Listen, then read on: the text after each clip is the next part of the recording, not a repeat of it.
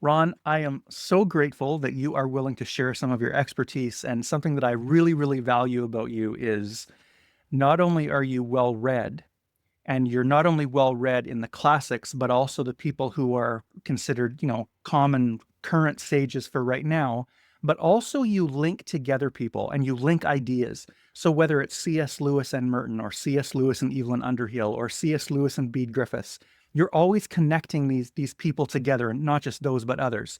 And in terms of writing goes, I mean, you're writing on George Grant, Stephen Leacock, Erasmus, Roger Scruton, Jordan Peterson. You have written on a number of different people. I'd like to think that you're kind of a polymath in terms of ideas. And I really, really appreciate your gentleness. And when you bring out instruction, you do it in a way that's really, really easy to digest. Easy is not the right word, but you bring complicated ideas to people in a way that's understandable for them. In that way, you're kind of like Paul. You have an ability to be all things to all people, so that by all means they might learn. So I really, really appreciate that about you. And in terms of Hess, my understanding of him, limited, is some of his focus, the perennial themes that he touches on is things like self-discovery, and yet not self-discovery based on, just a cheap individualistic form. He also talks about the importance of spirituality, but again, and you've touched on this, it's not just a combining and a forcing together into a unity of all religions, that all religions are the same. He also rejects materialism. He has a rejection of isolationism. And also he argues for an interconnectedness of knowledge. And then of course, which he touches on in the Glass Bead Game, which you touch on, in your own life and in other writings, is this importance between what is the balance between contemplation and action. And so in all these things, I find you very, very enjoyable to talk to. In 2019, you wrote a book on Hess where you touched on Peter Kamazan, Siddhartha, Journey to the East, and of course, the Glass Bead Game. And then you touched on his connection, potential affinities to Thomas Merton and others, including Erasmus and Nietzsche and Heidegger. So all that to say, you have thought a lot about Hess and his importance to our culture today and why he matters. So thank you very much for your willingness to join. Oh, my privilege to be with you, Matthew. Maybe just to start off with, and because Radix has roots and values roots and has roots in the counterculture, going back to the later 60s, and the Beats and lots in Berkeley, they have connections to the counterculture. And you argue that Hess had connections as well to the counterculture in terms of being a significant influence to that. Can you talk a little bit about that, his importance to the counterculture? Yes, certainly. In the late 1950s, 1960s, 1970s, and early 1980s, this was when the counterculture in North America had very much peaked. It peaked for a variety of reasons. And there were significant American writers which were at the center of this, but Hermann Hesse was probably the most important European writer whose works were read in North America as part of the counterculture. He was his turn to spirituality, Eastern religions, critique of, he didn't explicitly critique the Vietnam War, but he was at the center in Europe, living through World War I, World War II. He was one of the leading doves within Europe at that particular period of time.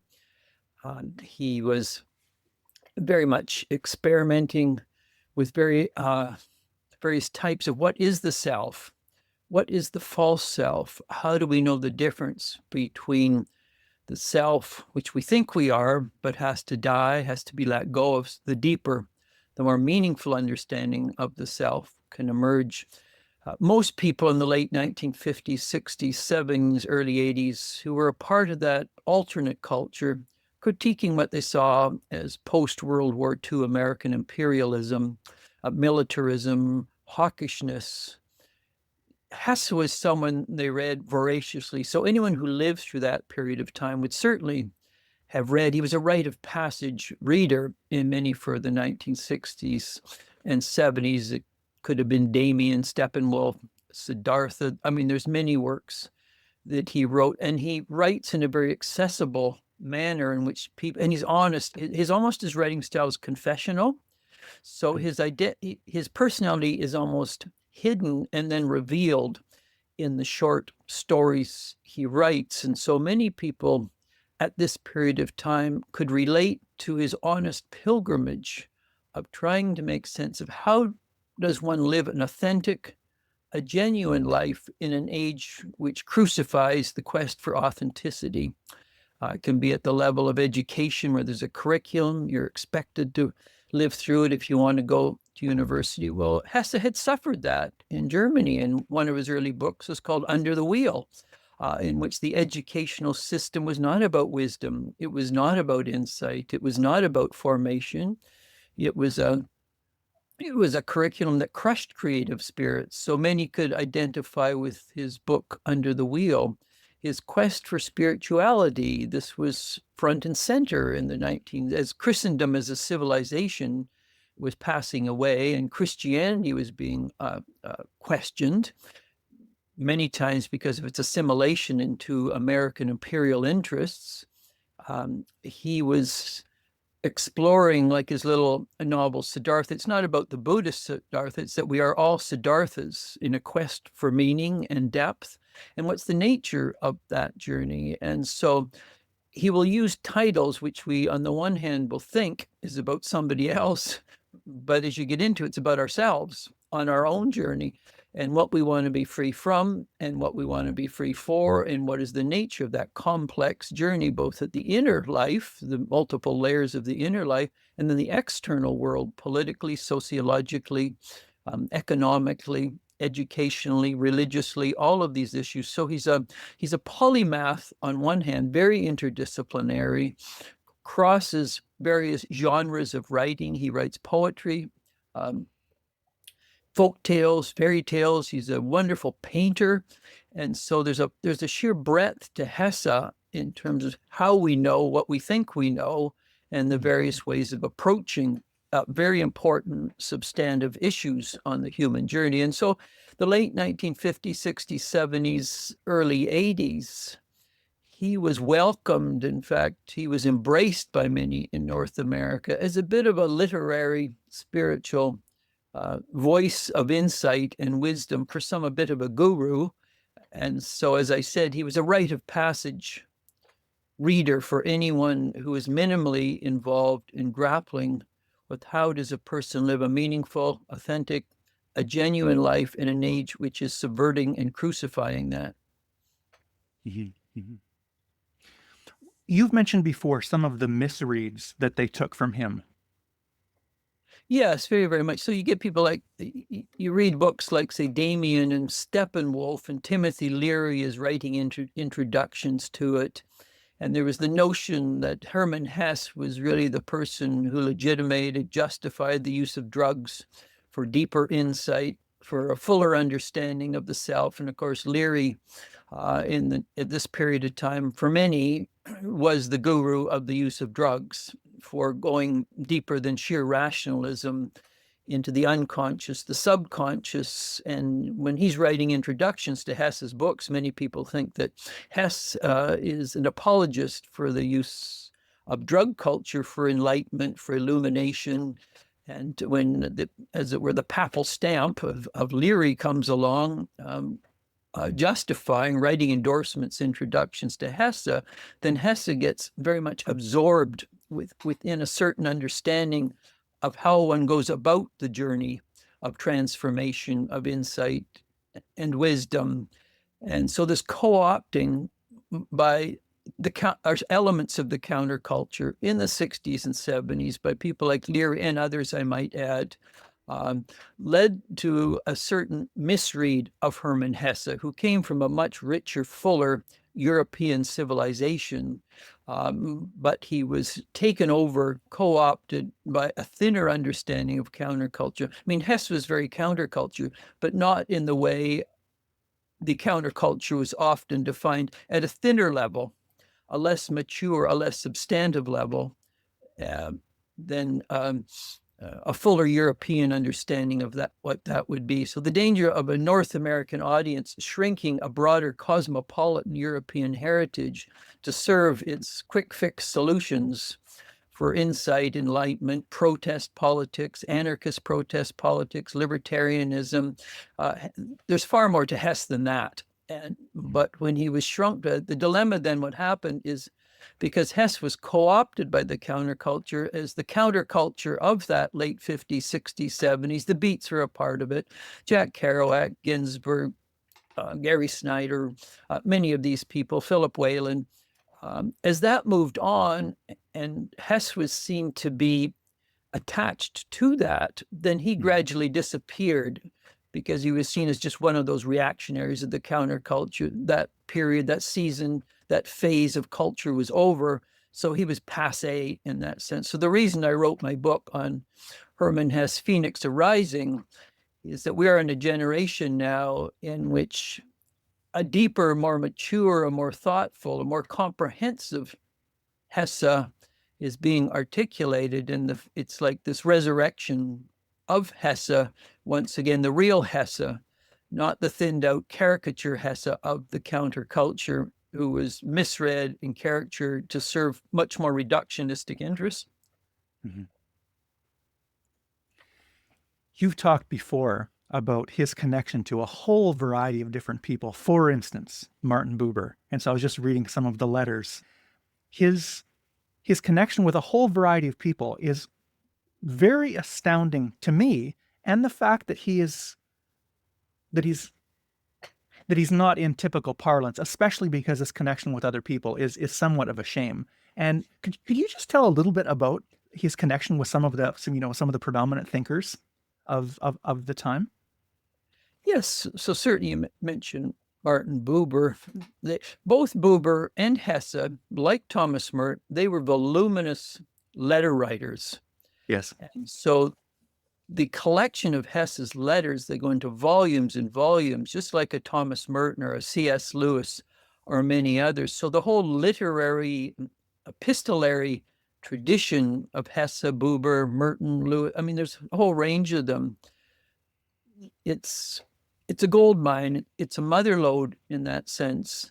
And Martin Buber and Hermann Hesse, they were part of what you would call, broadly speaking, a classical humanist tradition that was grappling in terms of what does it mean to be human in a dehumanizing age, in terms of the rise of technology, an I-it relationship that Buber would articulate so well in his classic philosophical work, I and Thou, or Ich and Du, in that sense. And so Hesse and Buber, they shared the crisis of European civilization, what was happening in Europe at the time, which of course had some overlap, which was happening in North America. Obviously, Europe, the 20th century, 2 world wars, right in the very geography in which they lived. Buber suffering, obviously, in Germany and having to flee after 1938.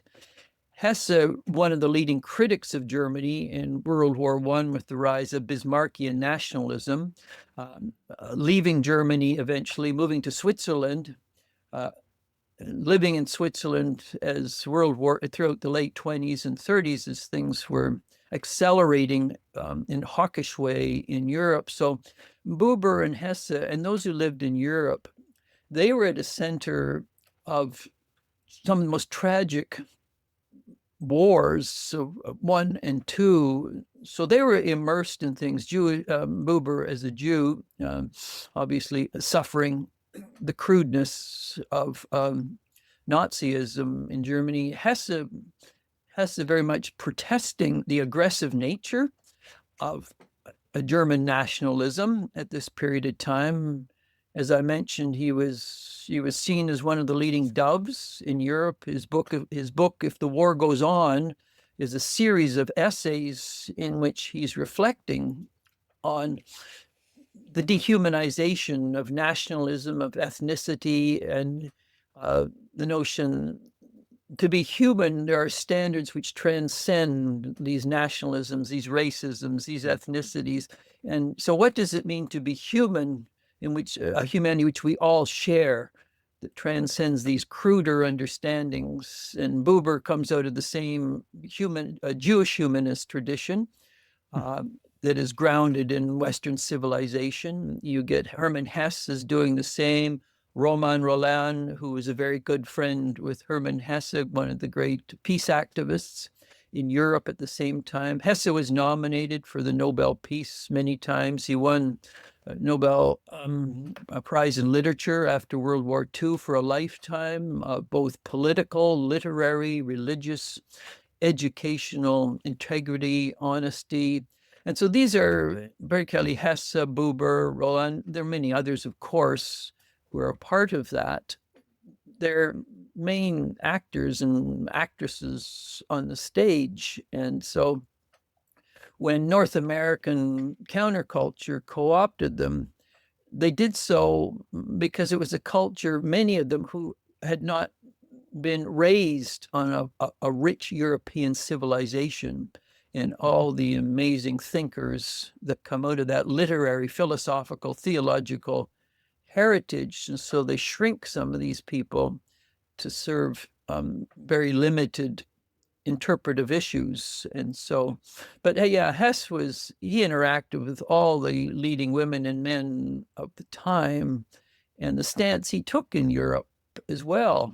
From Switzerland, his home became a bit of a salon. Almost too many people would be coming to his home because a lot of the German refugees and others in Europe would want to. So he had to put signs up in his house, no trespassing. Merton had to do the same thing at the Hermitage because his writings they called forth in people greater depth. And so the reason he wanted a hermitage was, one, to get away from the busyness of the monastery in Gethsemane, but also a break for silence and salt. So you'd have people climbing over the walls at Gethsemane to go and see Merton. And so you get this angry Merton would be coming across. I mean, the reason he wanted the hermitage was to delve ever deeper into his own understanding as a self and what that meant to live a genuine life. Same thing happened to Hesse in Switzerland, Montagnolo. I've spent some lovely time at his home there with Karen, my wife, and lovely pictures at Hesse's home. And but you could see how the frustration would occur if you need your time of silence and there's people climbing over the walls into your courtyard, knocking on your door all the time. They want to talk to you as the sort of most godlike being who's going to answer all the questions of their troubling heart and mind and soul. At a certain point, you just get annoyed, and then sadly, so the pilgrims only see an angry person that they've so idealized, romanticized, and then it turns them off without realizing the reason they're doing this is what they can write, how they do love, comes out of a deeper level from silence and quietness and being still. And then they can be there. But when you have people constantly interfering, even with silence and solitude, a sensitive and introverted person, at that point, frustrations emerge, and then they can come out in anger. And it's just that they're trying to live this tension between contemplation and action. But when you're forced constantly and perpetually to be active and always being at the beck or call of the tyranny of the urgent, of people wanting your demands, and I mean, Hesse, just as I said, he would be writing, 10, 20 letters a day to answer people's requests. And Lewis did the same. Merton did the same, and many others as well. So they had a whole life of interacting with people through honest correspondence. And anyone who wants to know a whole element of Hesse, who would just read the volumes and volumes of letters, they still have not all been collected and published. Okay. As a little side, I sometimes think, and I did not know that about Hess, that he spent so much time writing. And so people have said, people like C.S. Lewis or Merton or Evelyn Underhill or Dorothy Sayers, et cetera, many others, part of the reason why they could write so meaningfully is because they took the time to converse with other people. And if a writer wants to be, and I know you happen to write to a lot of people as well, that if someone wants to write better and think better, that means engaging with people back and forth. I assume you would agree with that. Oh, absolutely. These people don't write in isolation and solitude. They write dialogically, as Buber would see in I and Now, as people express the deepest longings, hungers, questions of their heart and mind and soul in a period of time they live in, they see in certain people those who will hear what their questions they're asking, and they will answer themselves out of a depth, and they trust those responses because these women and men have grappled with them themselves. And so the responses of Hesse or a Merton or a C.S. Lewis or a Dorothy Sayers, many people, a Noam Chomsky, for example. I have large correspondence with Noam Chomsky. And as soon as you write him a letter, you've got an answer back in a week and a half. So I have a huge correspondence with Chomsky. People are trying to get published. And so, yes, so you have these people who they're known as people of integrity through public presentations, through published books or pamphlets at conferences, and inevitably thoughtful, struggling, questing people see in them someone with integrity. So inevitably then they get in touch with them. They want to draw a little closer. And letters is a wonderful way to do that. And there are some people who are very generous with their life in responding through letters. Other people, you write them and they hardly ever respond. And so that whole level of a sort of a literary, epistolary tradition, some thoughtful people don't engage in it at all. And others like Hesse, Merton, Lewis, I mean, there's many of them. They see that as a part of their vocation or their charism, in that sense, a part of their literary heritage, not just writing books or going to conferences or pamphlets, but in fact, the literary side of their life is as important as the publishing of books and pamphlets and speaking at conferences. And so this is a whole other sort of branch on the trunk of the tree of their life. Maybe not connected, but this has brought to mind an interesting question. I've heard before some people who went through modernism. So they went through World War I, they went through World War II. So first is this idea before World War I, oh, everything's going to be getting better, progressive, it's all going to be wonderful. And then World War I hits, and then World War II hits, minus, a depression. And some of the modern thinkers, they became very, very pessimistic. But I've read a little bit, I think it was from Jay Collins. He had an article on Hesse, and he said that Hesse was not, he didn't turn pessimistic, but he remained somewhat optimistic. Does that sound accurate to you?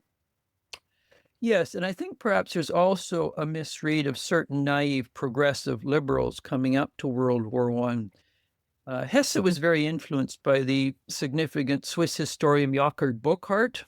Of the three key influences Hesse would articulate in his life, he argued, or he suggested, that Jakob Burckhardt was probably one of the most important. Now, Burckhardt, I actually just published an article in a new magazine called Philanthropia. The first edition came out in November 24, volume 1, number 1. It's on Hesse, Burckhardt, and Nietzsche. And Nietzsche, as a young man, was at Basel with Burckhardt. Hesse was very influenced by Burckhardt. All three of them, in different ways, realized that European civilization was in fact in a state of decline. It was losing its depth, its heritage with the coming to be of liberal modernity. They were articulating this long before World War I. World War I is a symptom of an already fragmenting Europe. And so it wasn't that World War I executed progressivism or naive optimism. There were thinkers like Nietzsche, Burckhardt, Hesse. They saw very clearly, long before World War I, that Europe was in crisis. Okay. Hesse has a wonderful, actually a variety of articles in Dostoevsky, and he's drawing deeply from Dostoevsky's writings as well. And Dostoevsky saw very clearly that Western civilization was imploding. Now, whether his answer was appropriate in terms of a Slavic nationalism is another thing entirely. But many Western writers were very also drawn to Dostoevsky at this time, and some of his work and his critique of West and a sort of an idealizing of sort of a not a Putin-like nationalism, but a cultural richness that Russia had maintained contra European civilization. And so, but no, this naive progressivism that was imploded in World War I, people like Hesse, Nietzsche, Burckhardt, there were many others, Spengler, they saw that Europe was in a serious state of crisis at a cultural, at a civilizational level. And the final symptom was World War I. So Nietzsche maintained throughout his life, he lived in this tension between hope and despair. I mean, on the one hand, there are those who go down the negative route, the realist route, the tragic route, and there is no hope. Then there are the Pollyanna. So you sort of get the Pollyanna naive optimists, and then you get the henny penny types. The sky is falling in, the sky is falling in. So between Pollyanna naive optimism and the henny penny negativity, things are falling apart. You get this tension in the middle between people who hold together hope and realism. And so how does one maintain hope without slipping into despair, or without uncritically bending the knee to naive progressivism or optimism? We just work a little harder. We just have more technological tools, more will to power. We're going to make the world much better. Well, obviously, these thinkers saw very clearly that's not how it works. So this tension that Nietzsche or that Hesse lived with was part of some of the more significant historians, philosophers, theologians, literary people that did not slip into despair because they saw where that went, the cliff's edge, where it takes you, paralysis, impotence on the one hand, but they certainly were not Pollyanna optimists on the other hand. They looked deep enough into the suffering and tragic nature of both the human soul trying to live more meaningfully, but also the larger culture, civilizational issues. And they walked, Nietzsche talks about walking the tightrope. And so Hesse, a lot of Hesse's writings, virtually most of his novels, in one form or another, they're walking the tightrope between Burckhardt and Nietzsche. And so virtually I won't say all, but many of the figures in his novels, novellas, and of course his Finding Great Summa, the Glass Bead Game, or Magister Ludi, Nietzsche is a prominent figure amongst the Castalians in that book as well. So so it's a tightrope, very much a tightrope walk for Hesse, as were many of the major intellectuals in Europe at the time, between be wary of despair. Where does that take you? But be wary of a silly, naive optimism, which will be imploded in the very challenges, demands, and storm and drang of life. You brought up the Glass Bead Game, which is, I think you've mentioned that was probably one of his most important works, and you have written on that, you've talked on that. I know there's a number of themes in that. Do you want to talk a little bit about the importance of the Glass Bead Game and some of the themes that are especially important for all time? Because some things are just timeless and some things are important for now. Maybe, for instance, the issue, like, I think something as a side, the importance of talking about nationalism. I mean, there is some forms of nationalism there's the bad kind of nationalism, and yet there's something, as a Canadian, and you're a Canadian, and I know you love Canada, there's a certain aspect of, there's a pride we can take in some forms of Canadianism, and yet that can lead to something negative. I'm not saying you should talk about nationalism, but there is some things that are timeless and some things that are timely. But in terms of the Glass Bead Game, why is it important now and maybe forever? That was his Suba. Most people who have read Hesse, they would have read his smaller novels, novellas, poetry, fairy tales, children's tales. But what brings together all of his thinking in a highly sophisticated, nuanced way is the Glass Bead Game. It was written over a period of about 10 years in the 1930s, when, of course, things were imploding in Europe at the time. He talks about in the Glass Bead Game he uses a French word that means culture is as thin as pastry, or gossip columns in the newspaper. You actually get this very language in French in his earlier work, Peter Camenzind, which really launched him at the turn of the century. And so on the one hand, Hesse sees very clearly by the late 19th, early 20th century that Europe is increasingly becoming a thin civilization. Gossip columns, newspaper articles, there's no substance to them. There's no depth, like a pastry in that sense. It's not nourishing anymore. And people are increasingly addicted to gossip and sound bites. And I mean, very much when you fast forward, that's who we are today in many ways, in terms of where people get their information from. And so he's already, actually pre-World War I, in Peter Camenzind, he's already articulating, as were others at the time. I mean, this is not unique to Hesse, but as a sensitive introvert and someone who's able to articulate very clearly these issues in his novels and poetry, he's beginning to see through the thinness, the lack of depth of many of the leading magazines of information and insight.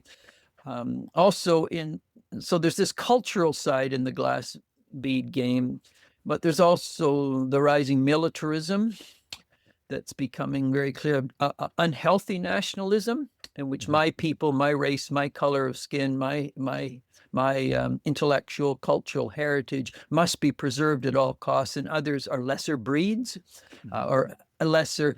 It's important to remember Hesse grew up in a very cosmopolitan context. His grandparents were leading missionaries to India. And they understood very clearly the rich Indian civilization. Is one of his grandfathers, one of the leading German scholars of India. So he comes from a background of a very cosmopolitan culture and massive libraries. And this is his beginning, and his parents were very involved at the highest level of engaging German Indian life and many other things. And so he was fortunate at one level to have this one element or aspect of his upbringing. But in the glass bead game, he's lamenting the dimming, the deterioration of serious thought, populist life, what T.S. Eliot talks about, being distracted by distraction through distraction. Interesting enough, T.S. Eliot came to visit Hermann Hesse. He was a younger man when he came over to Montagnola to visit Hermann Hesse. And so there are these connections, obviously, between Eliot, Hermann Hesse, and you can certainly see in T.S. Eliot's work a recognition that the West is imploding. Whether a person reads The Wasteland or Proof Rock or any of these key 1920s works of T.S. Eliot before he comes to Christianity in the late 1920s, you get the same thing in C.S. Lewis and Eliot are coming to Christianity, in this case Anglicanism, in the late 1920s. For a period of time, they were opposed to one another, but Charles Williams brought them together in 1945. He died the next day. Gratefully so. After that, Eliot and Lewis became the dearest of friends, and until Lewis's death in 1963. So there's a whole generation of very sensitive women and men, actually, who are acutely aware, not only at a culture and civilizational level, but the level of nationalism, ethnic nationalism, and then eventually the wars that emerged. So the glass bead game is, in one sense, it's Hesse's Platonic, his attempt to articulate what makes for a meaningful civilization and culture, and uses a glass bead game. He uses music actually quite a bit. So what happens when instruments in an orchestra are a cacophony? They're not playing well, or the sound they're making is at odds with one another. Well, obviously the concert becomes desperate.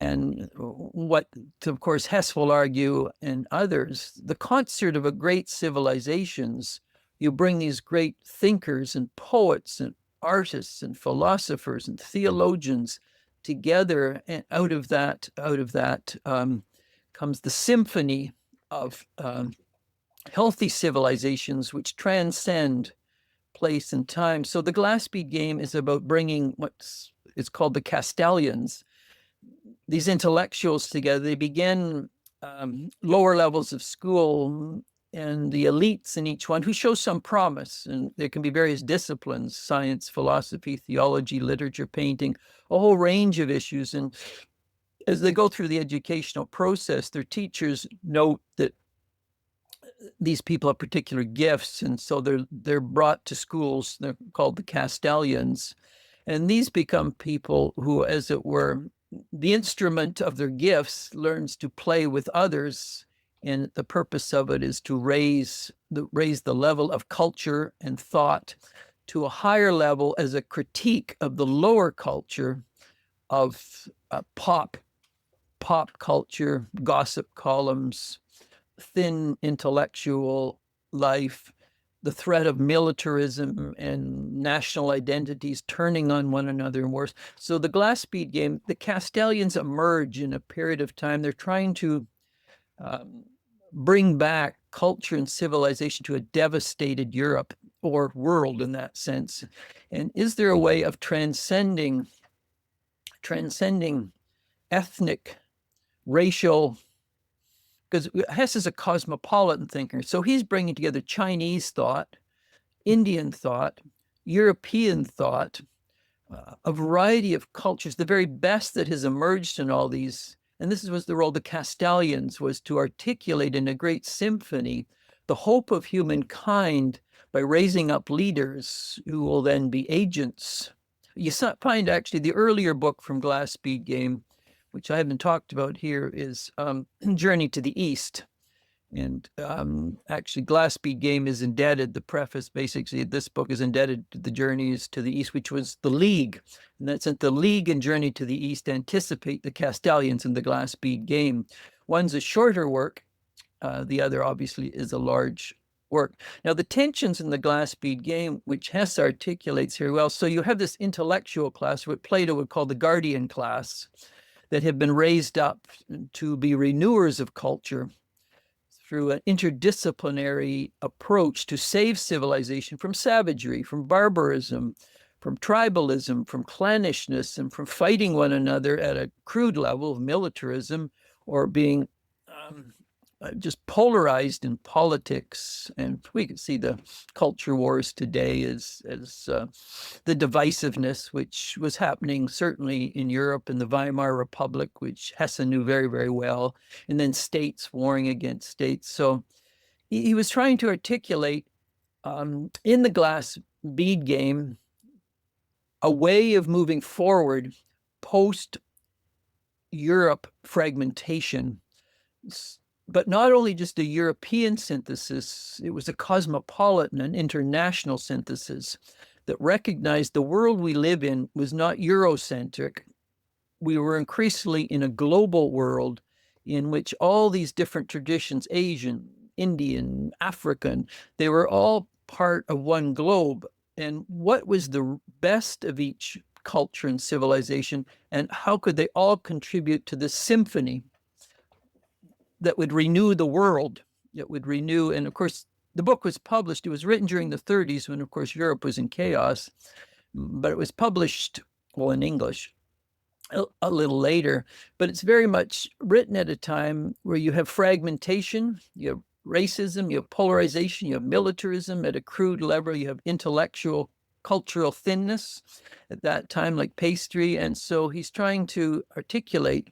Now, the dilemma that he raises, and it's a perennial one in this sense, what is the relationship of thinking at the highest level to action in terms of hardball politics, where people are not interested in thinking in terms of the big vision of what makes for a healthy, unified global civilization, which in one sense the United Nations is trying to get at, or previously the League of Nations. So there's this gap then between the Castalians and those who are trying at one level to think the big thoughts of unity. But in the valley, you've got, as Matthew Arnold would say, ignorant armies fight by night. They're not interested in unity. They're interested in defending their own people, their own agendas and corporations, and certain agendas on the political right or the left. So for a synthesizer like Hesse and the Castalians, or the League in Journey to the East,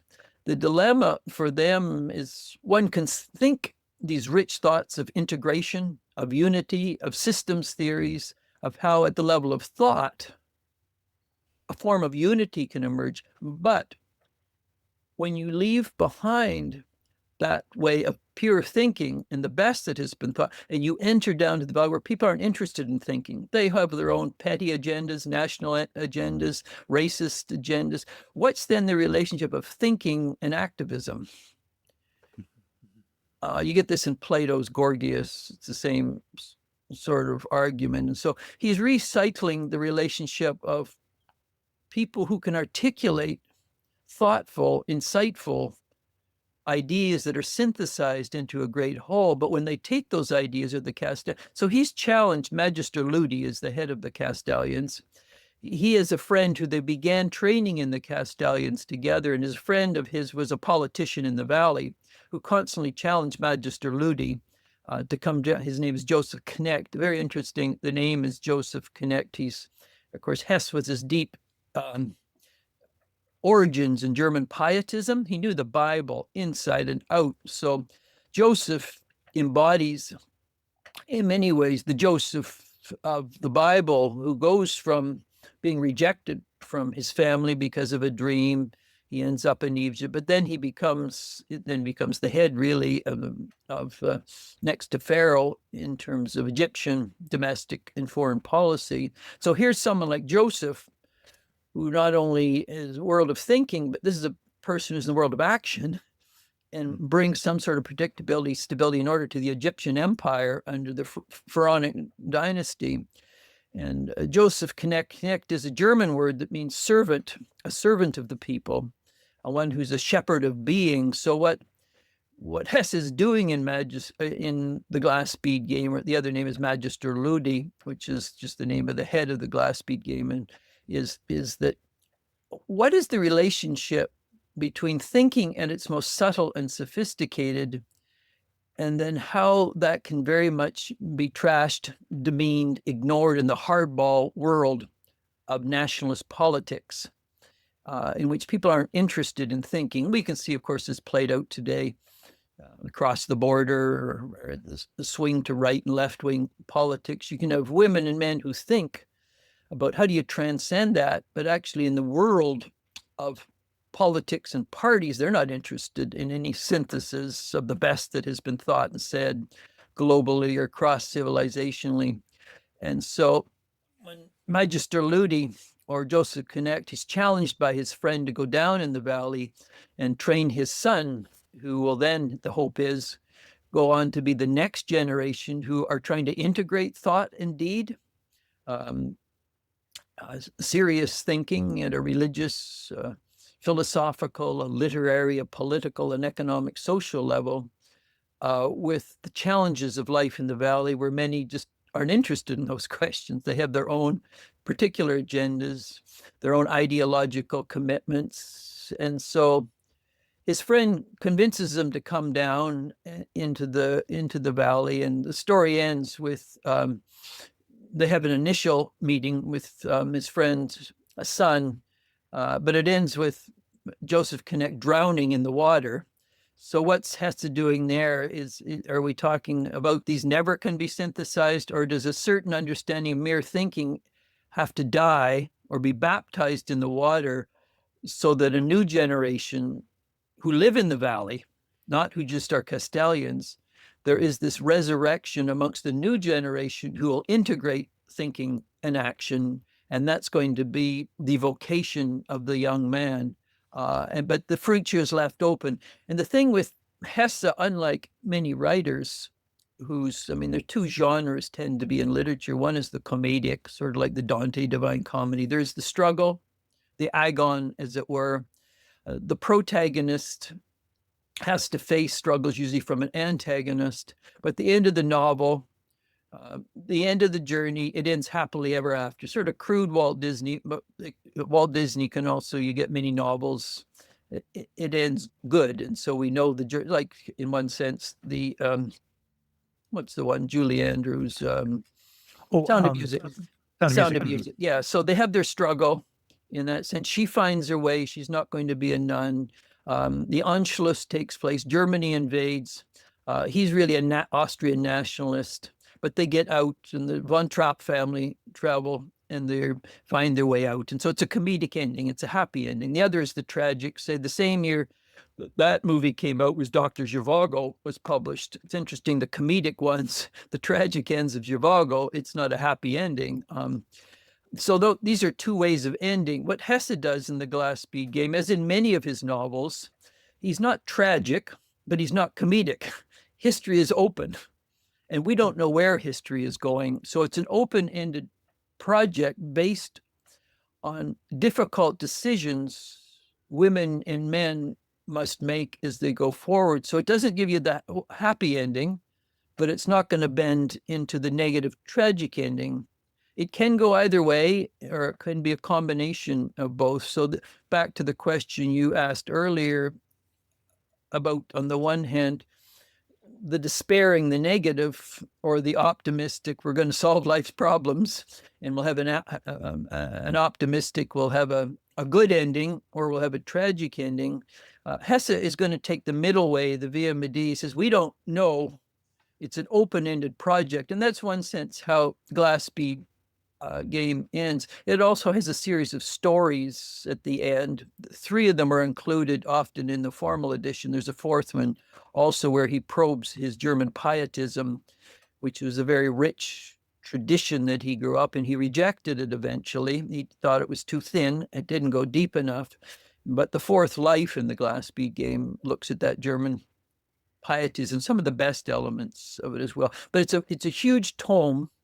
And in one sense, you have to read it 3, 4, 5 times to get a sense of what is Hesse trying to say. And all of his smaller novels, novellas, poetry, fairy tales, all lead up to this great tome and summa of his thinking. After that came out, and this really came out in English after World War II, well, actually it came out in German early, obviously. He never wrote anything substantive again until his death. And so his work was finished really with the Glass Bead Game in terms of substance. He died in 1962. He was 85 in Montagnola in Switzerland, and his home has been preserved. It's a museum now, the Hermann Hesse. He's one of the great icons of European life, and he has transcended a lot of the divisiveness, and his great vision in the Glass Bead Game is always, it's a work that ever holds together the challenges of intellectuals who want to think and synthesize and articulate an ideal. And yet there's the reality of the world, which is constantly shattering the glass of the ideal for a variety of reasons. And then this young boy in the Glass Bead Game, is this the generation that will do it? But for Hesse, that's an open-ended project. Now that's just a very quick summary of the Glass Bead Game. If people want to know Hesse, not a shallow, thin, or caricatured Hesse, but the mature Hesse, there's other novels you can read, but the Glass Bead Game is the mature Hesse grappling with all the great perennial questions of the all too human journey. Mm-hmm. I'm also going to include some links. You have some lovely presentations on YouTube from various people where you talk about that and Hesse. Do you have time for a little bit more? Sure. No, this is fine. Yeah, no, I love talking about Hesse. He's a mother lode, and so his life is not only his writings, but his life is it's a fascinating life. He lived, choices he made, choices he didn't make, his writing life. There's so many biographies have been done on Hesse. As I said, I just published a recent article, and there's a new book coming out. A friend of mine, she's publishing through Kerouac Press, but she was asked to do, Sandra Wu, and she was asked to do a book on Stoicism. So she asked me if I would contribute, and I says, well, I'd like to do Stoicism and Hesse Siddhartha. So those articles have to be in a couple of months. So there'll be three things in terms of Hesse I'll be doing. This one that came out in the magazine Philanthropia, and then this interview for Radix, and then this one by Kerouac Press. Sandra Wu is editing it, will be on Stoicism. And she says, oh, I'd love to, because she just loves Hermann Hesse as well. And so she's interested in, I mean, you obviously can't reduce Hesse to being a Stoic, but there are certain themes. I mean, there's certain perennial themes in Stoicism as a philosophy of life in which you can see at work within Siddhartha, but Siddhartha is obviously much bigger than various types of Stoicism. But yeah, so there'll be three things I've done in the last few months on Hermann Hesse, and there's so much. I mean, there's no end with Hesse because he was just so prolific. He was so creative. He was, every day something new was emerging in his creative life. He knew the depths of despair. He went through many depressions, tried to commit suicide when younger. So he knew what it meant to suffer psychologically and spiritually, but he also, in time, overcame it. And which, on the other hand, he died with Augustine's Confessions on his chest, reading the great work by St. Augustine's Confessions. So in many ways, the Confessions is a younger Augustine, but it tracks the nature of the pilgrimage from the restless heart to finding some place where the heart can rest. And it's significant that as Hesse comes to the end of his life, Augustine is sitting by his heart. Yes. I have two questions, and both of them, I'm not sure you say which one you prefer. This is a very simplistic sounding question, and it is in terms of what the potentials could lead to. So I have, and we all have connections with Christians who are more, we won't use the word fundamentalist or evangelical, but more sticking to their idea would be, let's stick to Christian authors because we just, let's stick to Bunyan and C.S. Lewis, let's just stick to those. And I think that there is a great tragic loss when people don't step out of the Christian canon a little bit more.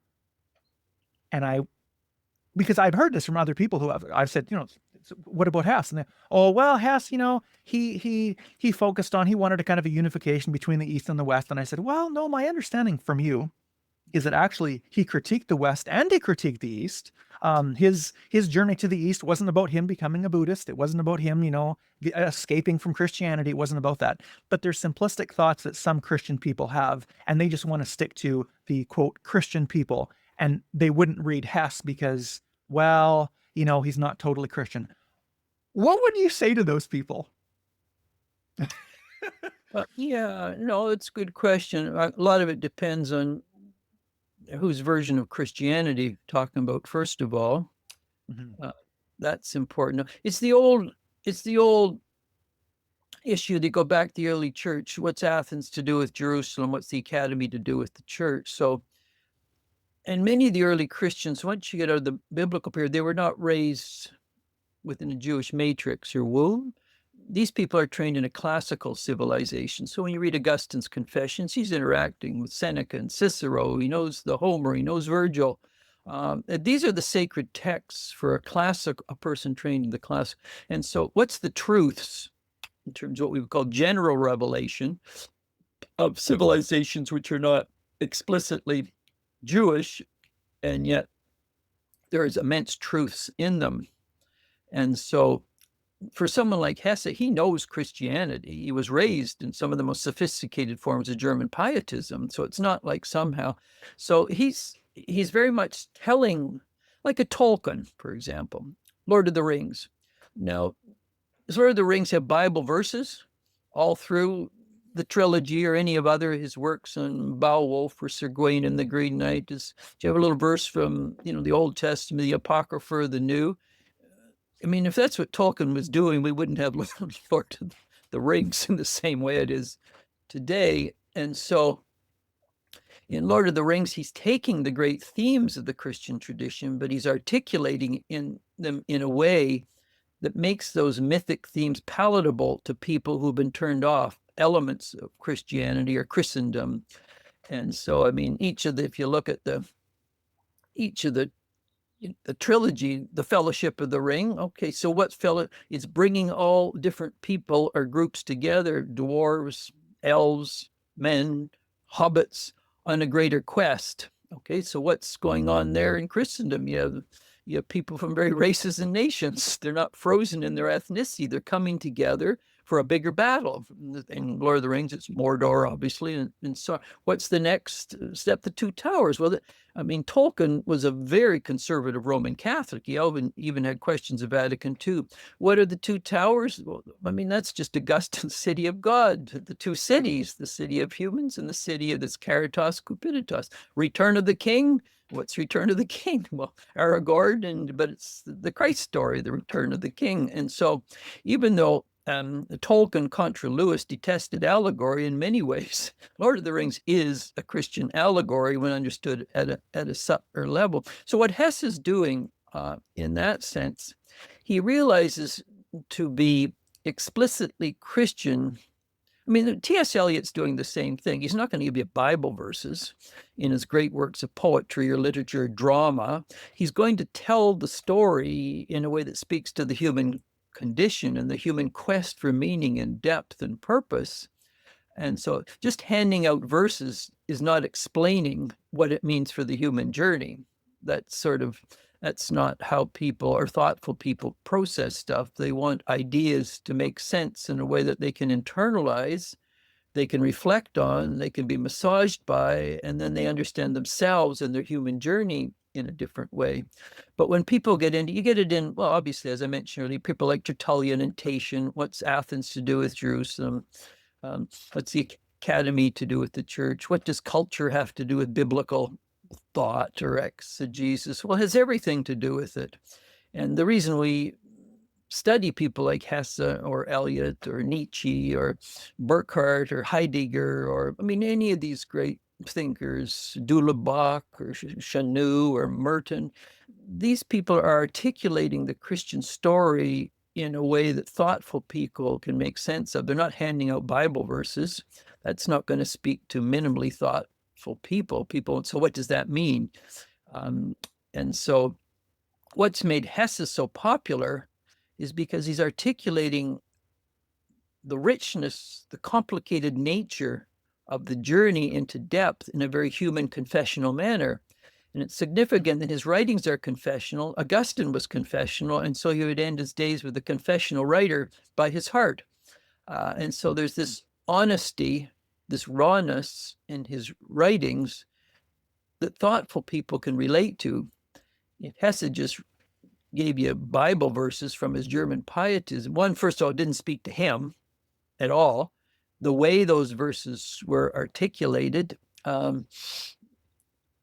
obviously the Christian tradition can be interpreted in a multiplicity of ways. That's why you have Roman Catholic, Orthodox, Anglican, Lutheran, Reformed, Anabaptist, Mennonite, Free, Pentecostal. I mean, go on and on with this sort of stuff. So to say, here's some verses, well, the next question, a minimally thoughtful person is why have you chosen this verses and from what tradition?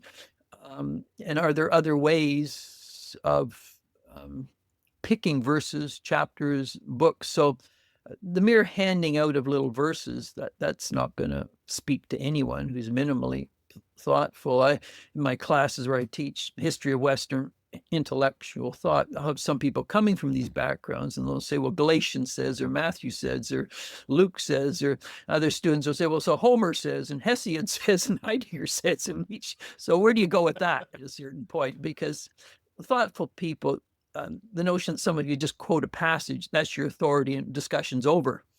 Well, no, that's not how it works in our broader late modern, postmodern culture. So Hesse was really speaking to a generation that was longing for depth and meaning at a personal and interpersonal religious, political way, because he was in the thick of the great wars of Europe, cultural wars, literary wars, philosophic wars, all of these. And he's, through his multiple writings of poetry, as I said, folk tales, fairy tales, painting, and then activism and letter writing, all these multiple genres.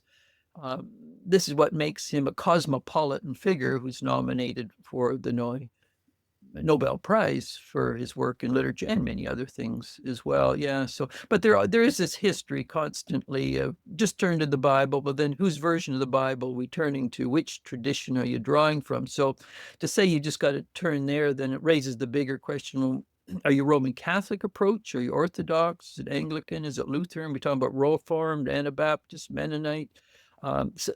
So once you turn the mind on, even to neutral, much less first, second, third, fourth, fifth gear, those sort of things, they're dead ends. You're not driving anywhere at a certain point. And so the accessible writing style of Hesse really speaks, and that's why I think he was so popular, not only in the counterculture, even though misread, but at the much larger global European and then global context, why he's so, I don't know if that makes sense though. Oh yeah, no. That's the really good, really good, really good. Mm-hmm. Thank you very much for this. You always have not only interesting things to say, but because it touches on a plurality of different issues and thoughts, I know people would be very curious about, the connection between Hesse and Thomas Merton. Oh, there's Merton, his last years of his life, he was voraciously reading Hermann Hesse. So Okay. the other thing I might mention is Hesse's closest friend, who actually wrote his first biography, was at the center and forming of the Dadaist movement, he and his wife. But he became very involved, this dear friend, in reviving some of the great Orthodox classics. So Hesse was exposed to some of these great works of Orthodox theology through his first biographer, who he really trusted, and sadly, so this biographer died fairly young. But there's fascinating connections between Hesse and some of the leading intellectuals of Europe at a political level, artistic level, literary level, philosophic level, cultural level, and then those who followed. Because when Merton's reading Hesse, Hesse has died in 62, Merton's about to die in 68. But as he's on the plane, he's reading a variety of Hesse's novels, and Hesse's speaking deeply to Merton's own journey. And so, yeah, a whole thing we could do a whole session on Hermann Hesse and Thomas Merton, because Merton, as a Roman Catholic, but who actually transcended a certain type of Catholicity, he could not help but know Hermann Hesse, because he was seen as a part of the Roman Catholic counterculture of the 1950s. And so anyone who's part of either the broader counterculture or the Roman Catholic counterculture of the Berrigans and Dorothy Day, and Jim Forrest is writing biographies of the three of them, Merton himself, and he knew all three of them. So they're part of that Roman Catholic counterculture. And if you're Protestant or a Roman Catholic in the late 50s, 60s, and 70s, you're reading Hermann Hesse, just because he's a part of that broader countercultural opposition. Obviously, Merton's going to read Hesse in a much more sophisticated way, given his own European background, growing up in France. Father being a bohemian artist in many ways, part of the impressionistic movement in France, growing up in the Pyrenees, and then moving to England, and finally over to the United States, studying at Columbia for a time. But yeah, I know Hesse and that Roman Catholic, what we call the counterculture, Roman Catholic counterculture, would certainly have known Hesse. That was just part of the literary education that you would have at the time. Right. And not to know Hesse was not to understand yourself or what was happening in the broader culture at the time. Mm-hmm. So if you want to do something eventually, we could do something on Thomas Merton and Hermann Hesse, certainly two of the most significant writers of the 20th century. Yes. If someone, for someone listening or reading, if they only had time to read one of the books, and I mean, hopefully, as it is with many people, you read one and then it leads to some other ones. What would your suggestion be for people who have never read Hess before and they are curious about him? What would be your suggestion to read first?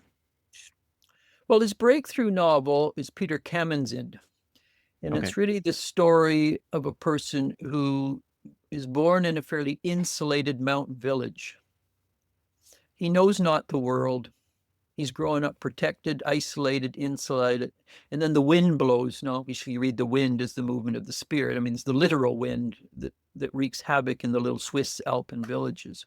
It's out of this that Peter then leaves his protected, insulated world and enters a bigger world of philosophy and theology. And it's this search. It's sort of the Pilgrim's Progress of Hesse, Okay. but obviously far more sophisticated than the simplistic approach of Bunyan in that sense. It's a literary journey there and back again, sort of the Hobbit there and back again, only in a much more, obviously a literary way. Not dealing with hobbits and elves and dwarves and things like this. You're dealing with people exploring the challenges of the modern world. So I would say, and again, with Hesse, it's very readable. And it's a story of a pilgrimage to understand the self, the options, the possibilities, the pluralisms, the diverse paths. Siddhartha is a nice read as well. I would say the movie has been made of Siddhartha. Any movie is never quite as good as the book, but I would say it's a short one. Peter Kamenzind is short. Those are two fine little books. Journey to the East, you're beginning to see very much Hesse exploring these multiple spiritualities, and the narrator going on a quest, and it's a fascinating book, Journey to the East. Between Hesse is really spoofing those spiritual seekers who want to become enlightened, and they're on this explicit journey. But Leo, who they're on this journey, so you have this Leo who's, at the end of the day, someone packs up all their possessions, provides food and breakfast and dinner for them, and they're not doing much hard work themselves, but they're consciously on this quest, but they're detached from the material world. And then Leo disappears, and the irony of the story is that the one who was truly the most enlightened was Leo. He never talked about spirituality. He didn't talk about enlightenment. He didn't talk about the pilgrimage. He just quietly served people who thought they were on the way to be enlightenment, but they didn't understand what enlightenment was all about. It was quiet service to people who had deceived themselves about their own understanding of enlightenment and conscious spiritual search, but they didn't understand at the heart of it is quiet service in that sense. It's a lovely little book that actually surprises at the end, as only Hesse will do. So Hesse understood, you get this constant theme in Hesse, that genuine spirituality is quiet service to others. And you get it in Leo. Obviously, he uses Leo, who's the next in terms of Francis of Assisi. In terms of, he's had to deal with his own passions and his issues. He learns to serve. Joseph Knecht is obviously the servant in Last Bead game, who's the head of the order, but he quietly serves, and he realizes his understanding of what he's become the head of has its weakness and its failings, and he has to leave a very choice position and become vulnerable to take the next step of his own journey, which was very risky and led to the end of his life. But again, Joseph Knecht. So it's two words in German for service, which constantly Hesse is playing with, Knecht and Dienst, and they're both, one is interpersonal service, the other's political service. And so it's underneath it, and that would certainly come from his German pietism. So even though he left elements of that intellectually, he understood the depth of it. Is genuine spirituality is quiet service, not wanting to be on front stage, not wanting to be noticed, but just quietly there for others who actually are deceiving themselves about the nature of their brightness or their enlightenment or their quest, or the sort of the Pharisee, thank God I'm not as them. I'm really on my quest. And so Journey to the East, well, I don't think so. And Journey to the East is not about literally the Eastern religions. The German title is You're Going to the Place Where the Sun Rises in the East. So some people think Journey to the East always idealize Oriental religions and he's damning Western religions. Hess is too bright for that sort of trivial approach to polarization.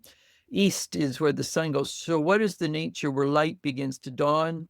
The true birth of light in the soul is quiet service, And that's the lesson that the narrator of Journey has to learn.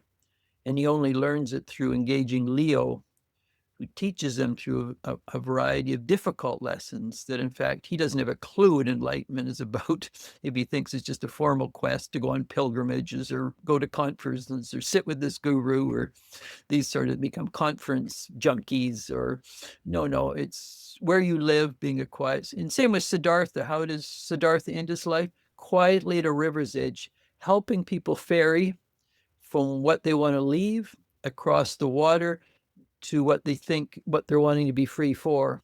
So it's the quiet, far from the city, nobody notices you, but you're the boat person, you're the ferry person, helping ferry people from free from something they want to leave behind and free for something, and you're helping them ferry them to the next stage of their life. So the same with the Siddhartha story, it's the quiet service, the ferry person who ferries people. Like a midwife, a philosophic midwife, a ferry person. So you get in all of Hesse's stories, and then his own home in Montagnola, the quiet shepherd of being, who's there for people, provided they're not aggressive and they want to bang down the gate to get to see him. That's when he gets a little frustrated. But so I would say Peter Kamenzind, Journey to the East, Siddhartha, save glass bead game for when you've got a nice year to really sit, see what he's trying to get out. Or it has to be read many times too. The others can be read quicker, but glass bead game, you have to give yourself time to sit with it and let it get inside, because it's a work that asks many reads. Well, so do his other novels, but it's a bigger, more demanding, a great summa. It has a summa, yeah. So I don't know if that makes sense in terms of a few little books to read. That was very helpful, along with the explanation. Thank you very, very much, as always. I appreciate it very greatly. Oh, well, you're more than welcome.